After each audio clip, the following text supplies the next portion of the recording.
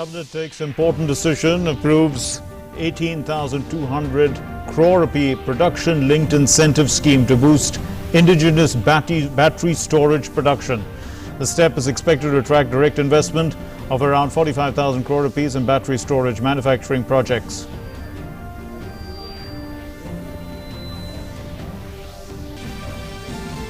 Panel of experts recommends Bharat Biotech's Covaxin for Phase 2 and Phase 3 trials on children and adolescents between the ages of 2 and 18 years. Many experts predict that the third wave of COVID will also infect children and teenagers when it arrives.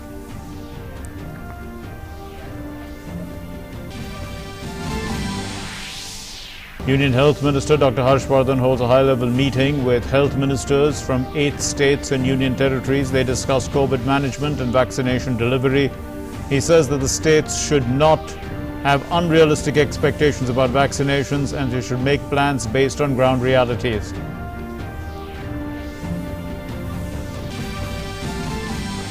The vaccination drive picks up further pace. More than 17 crore 52 lakh doses have been administered so far. Over 24 lakh 46,000 doses were given on Tuesday. Nearly 30 lakh people between the ages of 18 and 44 have received their first dose of vaccine.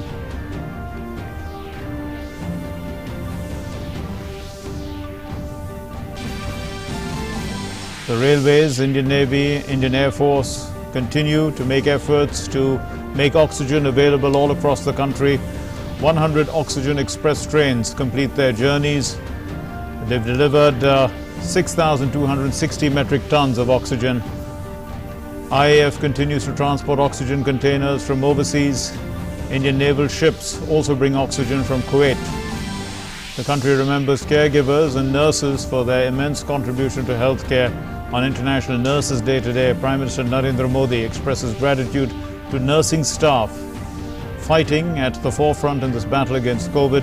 He says their sense of duty, compassion and commitment towards a healthy India is exemplary.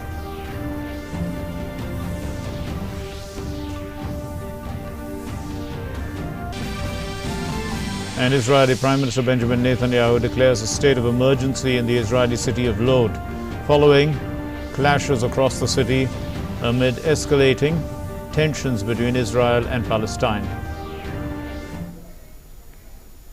Namaskar and welcome to the news. My name is Mark Lynn. Let's begin with our top story. Well, the Cabinet has approved the production-linked incentive scheme for advanced chemistry cell ACC battery storage with an outlay of 18,100 crore rupees. It will help in the production of 50 gigawatt per hour of ACC. ACCs are a new generation of advanced storage technologies.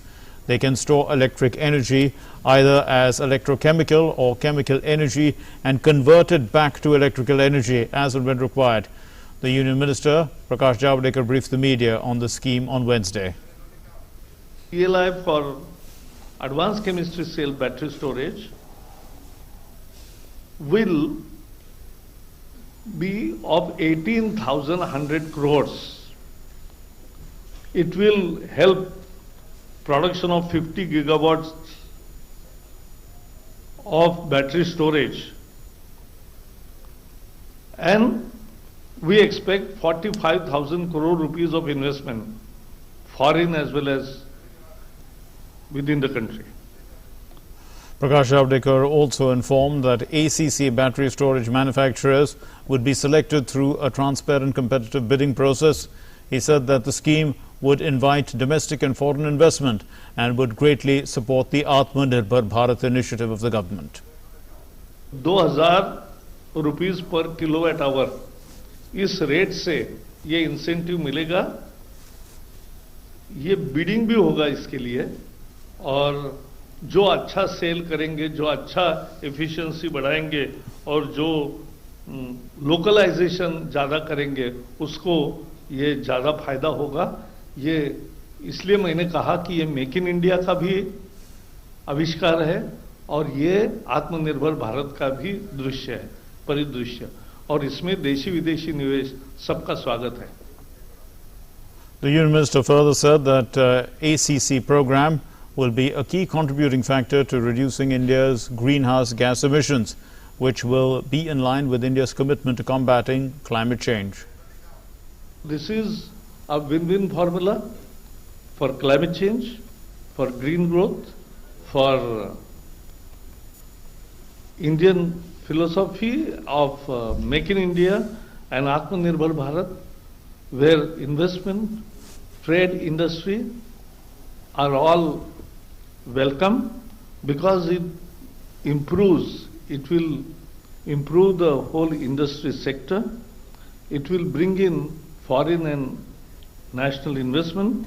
At the same time, it will promote good work and industries and will create more job opportunities. Bharat Biotech's COVID-19 vaccine Covaxin has been recommended by the expert panel for phase 2 and phase 3 clinical trials on children from 2 to 18 years of age. So this trial will take place in 525 subjects at various sites, including AIIMS Delhi, AIIMS Patna and Meditrina Institute of Medical Sciences, Nagpur. The Subject Expert Committee on COVID-19 of the Central Drugs Standard Control Organization on Tuesday deliberated upon Hyderabad-based Bharat Biotech's application seeking permission to conduct phase 2 and 3 clinical trials to evaluate the safety, reactogenicity and immunogenicity of Covaxin jabs in children aged 2 to 18 years. Earlier, the proposal was deliberated in SEC meeting dated February 24, and the firm was asked to submit a revised clinical trial protocol. Covaxin, indigenously developed by Bharat Biotech in collaboration with the Indian Council of Medical Research, is being used in adults in India's ongoing COVID-19 vaccination drive. The Union Health Minister, Dr. Harshvardhan, held a meeting via video conference with the health ministers of Uttarakhand, Haryana, Punjab, Bihar, Jharkhand, Odisha and Jammu and Kashmir, also Telangana, and they reviewed the progress of COVID-19 vaccination drive and the steps to accelerate the drive. So the minister gave details about the assistance provided by the central government to the states, and he urged the states to utilize every provided material completely. 422.79 lakh N95 mask, 176.91 lakh PPE kits, 43,979 ventilators और पिछले समय में 38 लाख से ज़्यादा remdesivir injections ये भारत सरकार के माध्यम से स्टेट गवर्नमेंट्स को उपलब्ध कराए गए हैं और ये लगातार हम लोग कराते रहेंगे। आपकी हर तकलीफ और हर ज़रूरत को पूरा करने के लिए हम आपके साथ हैं। निवेदन केवल इतना है कि जो भी चीज़ उपलब्ध कराई जा रहे हैं उनका भरपूर इस्तेमाल करिए। And speaking on the vaccination, Dr. Harshvardhan said that over 17 crore doses of COVID vaccine were administered till Wednesday morning, and he added that in the last 24 hours, in fact, over 24 lakh doses were administered. आज तक देश में 17,52,35,991 doses आज सुबह तक देशवासियों को दी जा चुकी थी और पिछले 24 घंटे में भी 24,46,674 लोगों को ये डोजेज दी गई। हेल्थ केयर वर्कर्स की जो प्रक्रिया 16 जनवरी को प्रारंभ हुई थी, उस कैटेगरी में अब तक 95,82,449 हेल्थ केयर वर्कर्स को फर्स्ट डोज और 65,39,376 लोगों को second dose. The health minister also highlighted that the number of people recovering from COVID-19 was increasing, and it was important to maintain this trend. पिछले 24 घंटे में देश में लगभग 3,48,421 कोविड के केसेस रिपोर्ट हुए हैं, लेकिन इसी के साथ साथ हम सबके लिए ये भी संतोष की बात है कि 3,55,338 केसेस, जो कि होने वाले केसेस से संख्या ज़्यादा है, इतने रिकवर होकर सकुशल घर भी लौटे हैं। इस पेस को बराबर हमें मेंटेन करना है ताकि धीरे धीरे हमारे जो एक्टिव केसेस की संख्या वो हर रोज पिछले दिन से कम होती जाए। The World Health Organization has not associated the term Indian variant with the B1.617 variant of the coronavirus in its 32-page document. As noted in a release issued by the Health Ministry today, the word Indian has not been used by the WHO report on the matter. The Health Ministry has added that some reports have covered the news of classifying B1.617 as a variant of global concern and termed the B1.617 variant of the coronavirus as the Indian variant. Now, these media reports are without any basis and unfounded. India's largest vaccination drive gains momentum. The country has administered over 12 crore 52 lakh vaccination doses so far. Cumulatively, 17 crore 52 lakh 35,991 vaccinations have been administered so far. 13 crore 66 lakh 19,734 beneficiaries were vaccinated for the first dose so far, and 3 crore 86 lakh 16,257 beneficiaries received the second dose of the vaccine. More than 24 lakh 46,000 beneficiaries were vaccinated on Tuesday. Of these, 10 lakh 92,452 were given the first dose and 13 lakh 54,222 were given the second dose in a single day. The vaccination exercise is a tool to protect the most vulnerable population groups in the country from COVID-19 continues to be regularly reviewed and monitored at the highest level.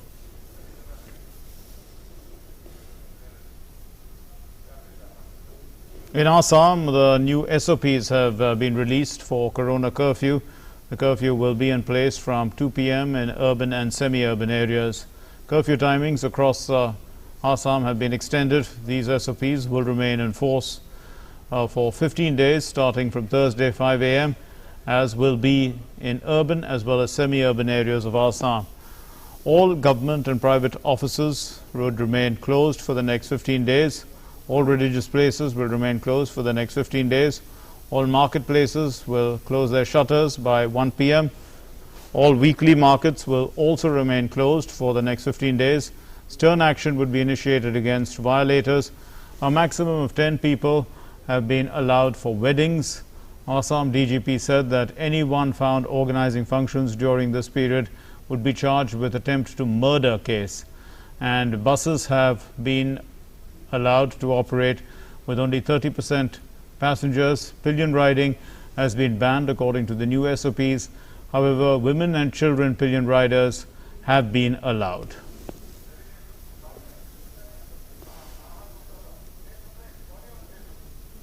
बहुत सारे cases urban और peri urban areas से निकल कर आ रहे हैं, urban area और उसके आसपास के जो इलाके हैं वहाँ से।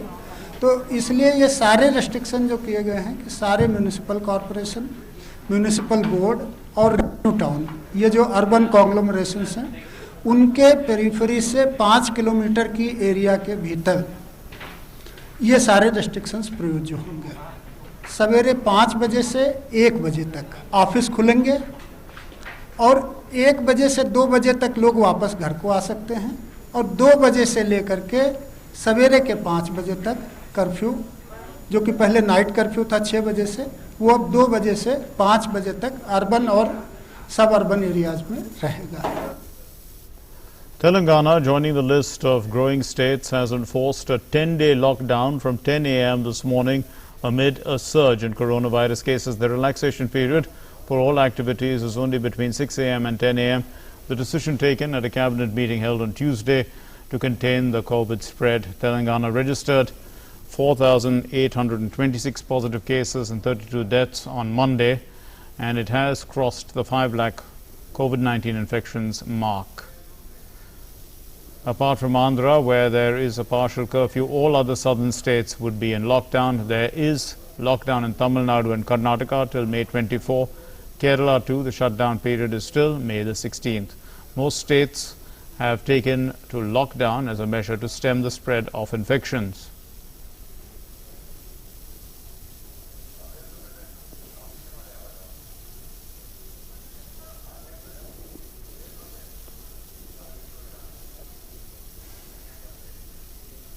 And amid the COVID-19 pandemic, the journey of the Indian Railways continues to provide tremendous relief to patients by delivery of liquid medical oxygen to various states.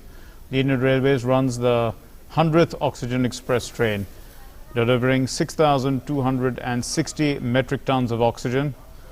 As part of the ongoing drive, the 100th Oxygen Express today reached Jabalpur in Madhya Pradesh. Another Oxygen Express reached Delhi from Hapa, Gujarat, with medical oxygen for COVID-19 patients. An Oxygen Express from Durgapur carrying medical oxygen for COVID-19 patients arrived in Delhi.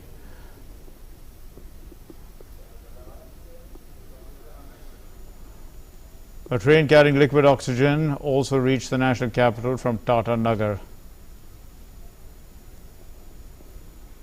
Oxygen Express carrying liquid oxygen also reached Kanpur from Durgapur to provide oxygen to COVID-19 patients. Another Oxygen Express reached Faridabad from Anugal, and another Oxygen Express from Anugal reached Hyderabad to provide uninterrupted supply of oxygen for COVID-19 patients in Telangana. Oxygen Express carrying tankers filled with liquid oxygen reached Nagpur in Maharashtra as well.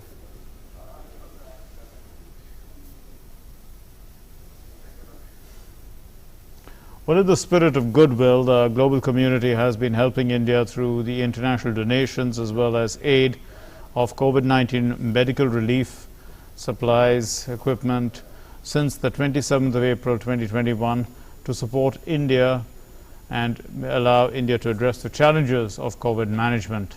In fact, the swift clearing and appointing of and apportioning of the global aid by the government of India has strengthen the tertiary medical care across the states and union territories for COVID management.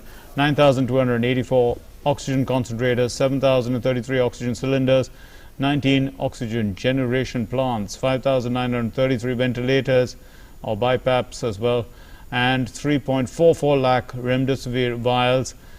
They were delivered or dispatched to increase the capacity of states and union territories. The Union Health Ministry has set up a dedicated cell which has been set up for the regular comprehensive monitoring and coordination of the entire process of effective immediate allocation and streamlining of delivery to states and union territories.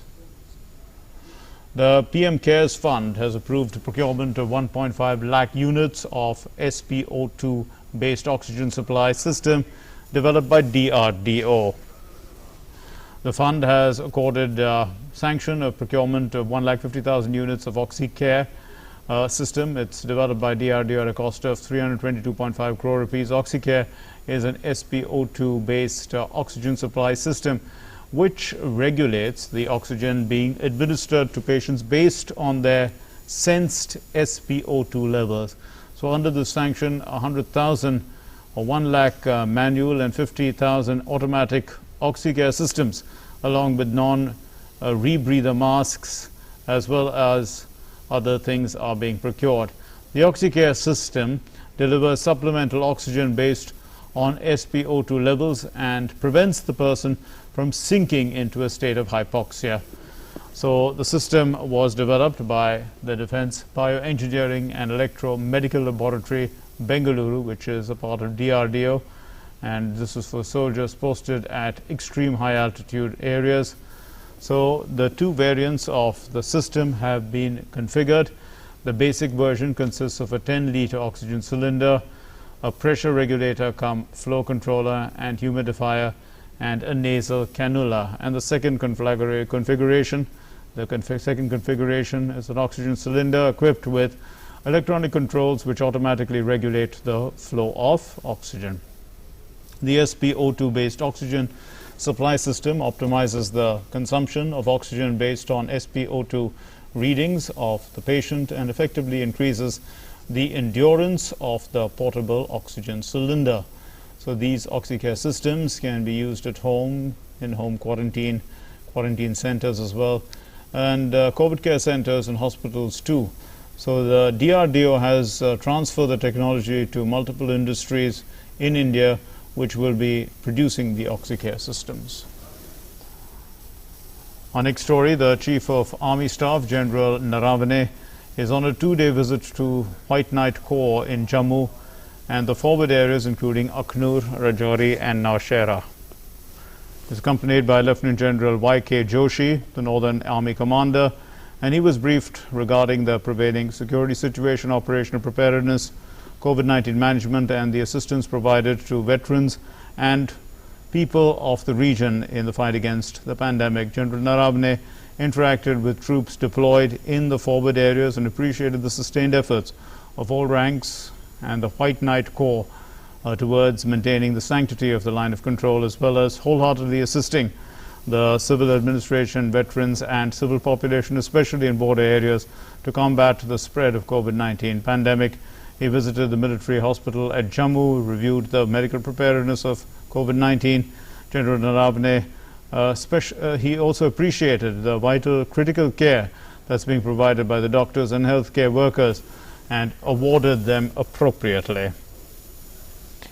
International Nurses Day is being celebrated this year on the 12th of May. In fact, it's celebrated every year on the 12th of May, which marks the anniversary of Florence Nightingale's.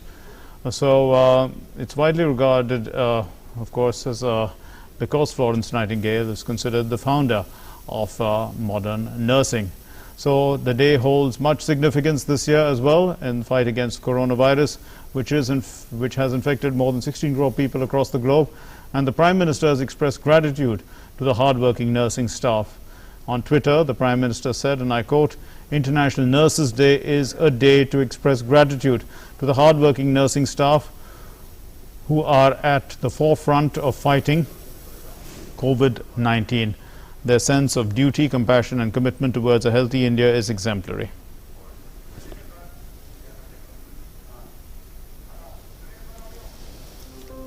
Every year, 12th of May is observed as International Nurses Day to honor nurses. The International Council of Nurses celebrated the day for the first time in 1965 and was chosen to celebrate the day as it is the birth anniversary of Florence Nightingale, the founder of modern nursing in the year 1974. On the occasion of International Nurses Day, Major General Soral Ghoshal, Additional DG Military Nursing Service, took this opportunity to compliment each and every nurse contributing towards healthcare globally. During vulnerable moments like this, it is nursing officers who are holding the responsibility, accountability for providing reassurance to the patients and networking between the patient's needs and all other departments in the hospital.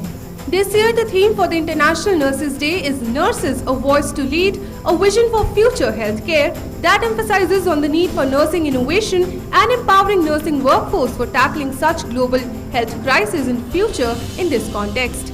As the entire world is grappling with the impact of COVID-19 pandemic, nurses play a pivotal role in achieving their healthcare goals by being the most important link in the process of healthcare delivery.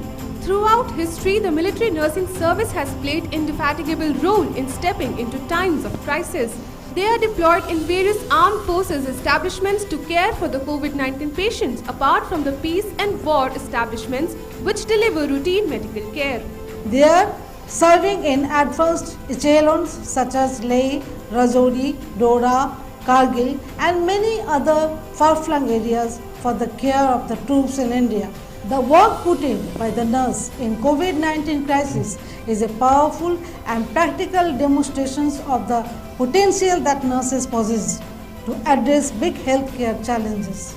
The military nursing service is an integral part of armed forces medical services. Apart from providing nursing care to one of the largest armies of the world, officers of military nursing service in India have proved to be the frontline warriors in today's scenario who have taken on the responsibility of combating this pandemic willingly. Working shoulder to shoulder with other professionals of Armed Forces Medical Service teams and are moved at very short notice. I wish that nursing as a profession grows exponentially and the nation acknowledges its contribution, thereby motivating many youngsters to take up this noble profession. The pandemic has thrown unprecedented challenges for healthcare professionals and nurses in particular across the country, stretching the healthcare system to never see limits. As the battle becomes long drawn, military nursing service officers continue to perform their duties tirelessly in this crisis situation. Bureau Report, DD India. And retail inflation eased to a 3-month low of 4.29% in April this year from 5.52% in March, primarily due to a fall in food inflation. According to data released by the Statistics and Program Implementation Ministry, food inflation fell sharply to 2.02% in April from 4.87% in March. Israel carried out hundreds of airstrikes in Gaza on Wednesday, and Palestinian militants fired multiple rocket barrages at Tel Aviv and the southern city of Beersheba in the region's most intense hostilities in years. At least 43 people have been killed in Gaza since the violence escalated on Monday.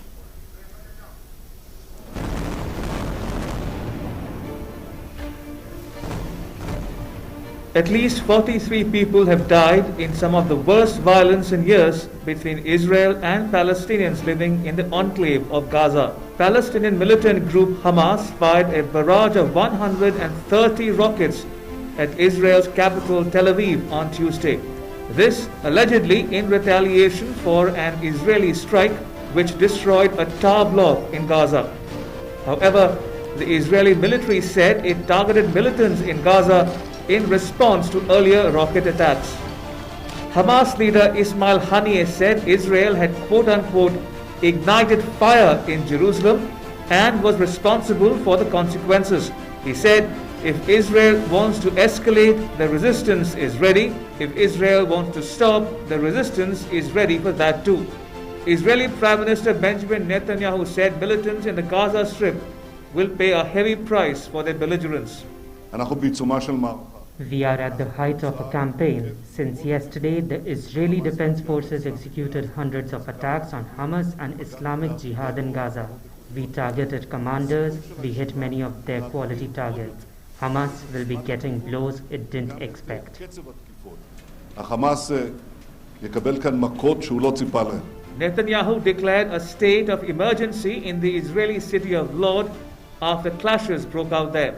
The international community has urged Israelis and Palestinians to end the escalation. A UN spokesperson said UN Secretary General Antonio Guterres is saddened by the events and that the United Nations is working to de-escalate tensions.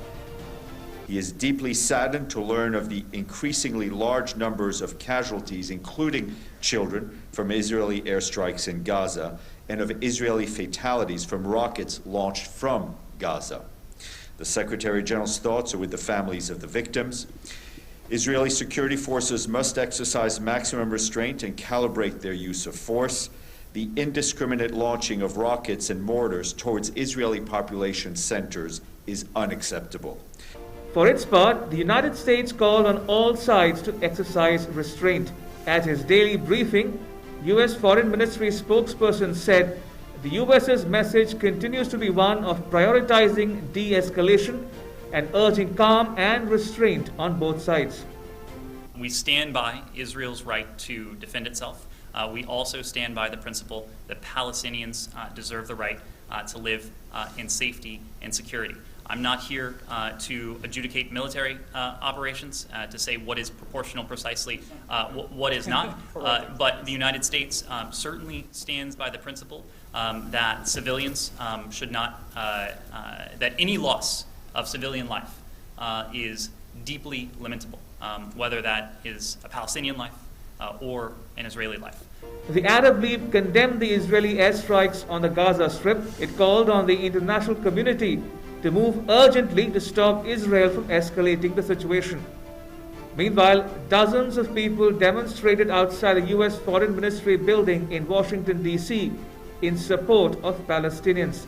In London, a large group of pro-Palestinian demonstrators took to the streets waving Palestinian flags and chanting slogans, while a smaller group of pro-Israeli demonstrators was witnessed on the side of the road. Hundreds of demonstrators also gathered outside the Israeli consulate in Istanbul, Turkey on Tuesday for a third night in a row in protest against Israeli actions. Bureau Report, DD India. And that's all we have in this news bulletin. Thanks very much for watching, but always remember to keep yourself covered, your face covered with a mask, and especially covering your nose. Even indoors, wear your masks, because that's one way of, in fact, the best way of preventing the spread of the coronavirus. Thanks for watching. Namaskar.